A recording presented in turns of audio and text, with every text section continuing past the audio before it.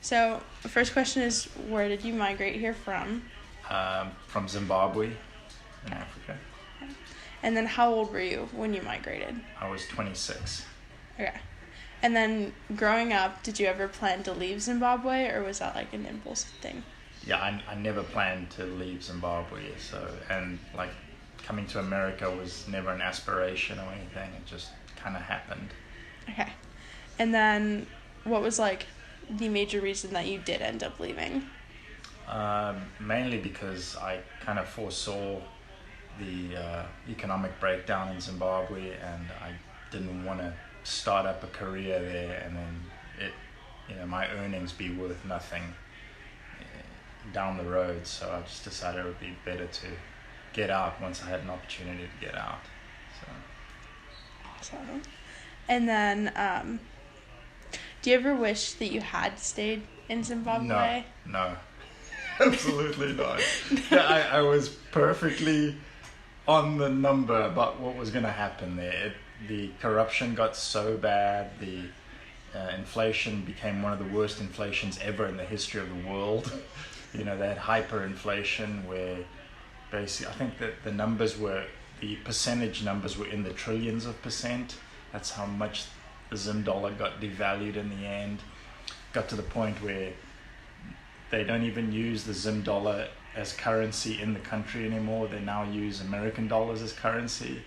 So it's like a non-official currency. They just use it because so many people living outside of Zimbabwe sent money back that they had enough money in circulation to actually use that as part of their economy base. So yeah, I'm definitely happy I didn't stay. Okay. And then was it easy to find work when you moved to the States? It was surprisingly easy because I first came to study. So I came and did my graduate degree here. I already had an undergraduate degree, and then I came here and did my graduate. And then during my thesis dissertation, I got offered a job. So before I was even out of university, I got offered a job, and that's what brought me to Dallas. All right. And then do you send money home? I did. When my mother was there, I used to. Yeah. That's the only way people back there could survive, is just all the people in what's called the diaspora, all the people outside of Zimbabwe, mainly like Australia, England, probably some places in Europe too, and the United States. People just keep sending money back to support their family, and that's why there's so much US dollars there, because so many people are sending money back there. Yeah. Okay. What are some of like the hardships that you've faced being an immigrant, if you have any? Yeah, probably the biggest thing was, I'm like very entrepreneurial, so I always wanted to have my own business, and so that path would have been a lot easier in Zimbabwe because I had a connection of, friends that I grew up with, and obviously they went into business and they would have given me business as an architect. And coming here, I just had no connections, no family, just no starting points. That was really difficult to kind of start my own business. Mm-hmm. Yeah. Do you visit often, or like ever? The last time I went back was 1998, and even then, that was before the hyperinflation took over. But even then, it just, having been out of the country for 2 years and then going back and seeing how much it had changed in 2 years, kind of just told me that things were not going to go right there. And so that was the point where I made the decision that I wasn't going to go back, actually, because I went back in 98 with the intentions of going back.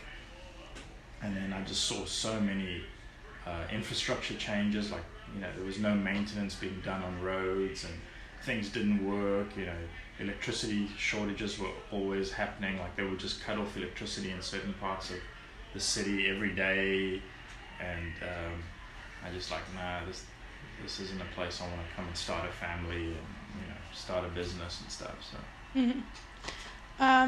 if you had the chance, would you move back? Which you've kind of already answered, so no. Yeah, no, and there would have to be a major political overhaul. Mugabe would have to be gone, and there would have to be, an actual democratically elected government, that there was some sort of method to control the corruption, because that's part of the problem there, is just the corruption base is so entrenched in the whole political system there. It's difficult to get anything done without bribing people, and I don't want to be in that kind of environment. Right. Do you like America? I love it. Yeah? Yeah. Best place. I think that's it. Except I do have, because it was super interesting when you told me about it last Wednesday. Uh-huh. Not previous Right. Wednesday when we talked about it. How Miss Castanera won a green card. Yeah. So America every year has this immigration diversity program, and so all to different places around the world they'll allocate a certain amount of green cards. And so I don't know what the number was for Zimbabwe, but Judy was one of the X amount of people that were chosen that actually won a green card in the lottery. And then there's somewhat of a filtering process after you actually win it. Then you have to go and meet with the American ambassador in Zimbabwe, and you do a formal interview with them. You have to do kind of medical tests and screening, and then they do a background check on you, make sure they're not importing criminals. Yeah.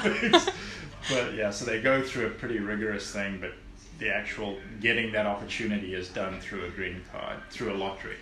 And so because she won that, and because we were married, I was able to come over with her on that immigration and have the ability to work, which was the biggest thing. Right. And then you also said that while she was living in America, you were still finishing your bachelor's degree in Zimbabwe. Yeah. So there was a timeline commitment. From the time we actually won the green card, I think we were given 4 or 6 months to physically come to the States and pick up your green card.